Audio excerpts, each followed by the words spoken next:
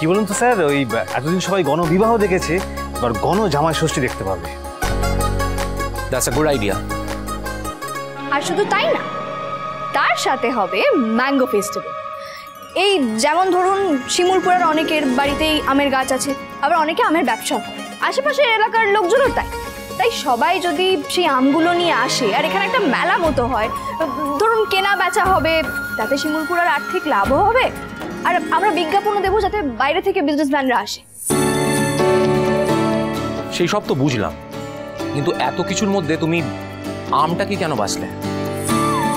কারণ মেজদা ভাই আম ভালোবাসে আর ঝিল্লি মেজদা ভাইকে ভালোবাসে।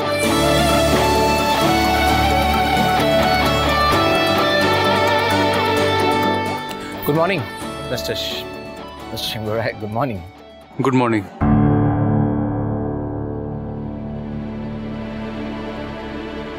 কি ব্যাপার, আজ উনি কিছু বললেন না? এই ঝিল্লি, মালপোয়া হয়ে গেছে, কৃষের থালাটা নিয়ে আয়। হ্যাঁ আনছি বড় মা।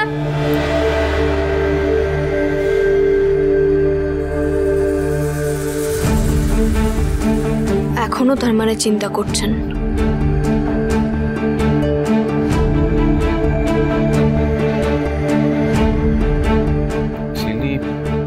হ্যাঁ এই ঝিল্লি, ওই অমিত স্যার। হ্যাঁ এক সেকেন্ড দাঁড়ান স্যার। বড় মা থালা। বলছি বাজেট আর প্ল্যান অফ অ্যাকশন ডিসাইড করি। হ্যাঁ আপনার সাথে আমার একটু দরকারও আছে, আসুন আমার সাথে। আসুন। কোথায়? ওপরের বারান্দায় আসুন। ওকে।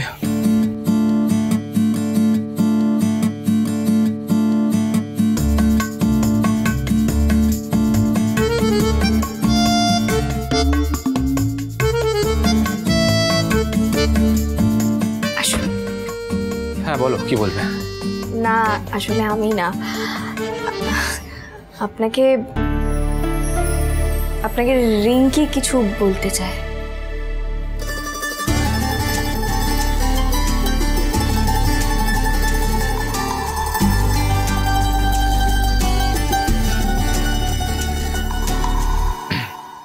দেখো রিঙ্কি, আমি জানি, মানে আমি বুঝতে পারছি তুমি আমাকে কি বলতে চাইছো। দেখুন স্যার, আমার মনে হয় আমরা দুজনেই যথেষ্ট বড়, তাই আমাদের বোধহয় খোলাখুলি কথা বলা উচিত। দেখুন, কাউকে ভালো লাগাটা তো দোষের নয়, তাই না? কি জানো তুমি আমার সম্পর্কে? বলুন না, জানতেই তো চাই।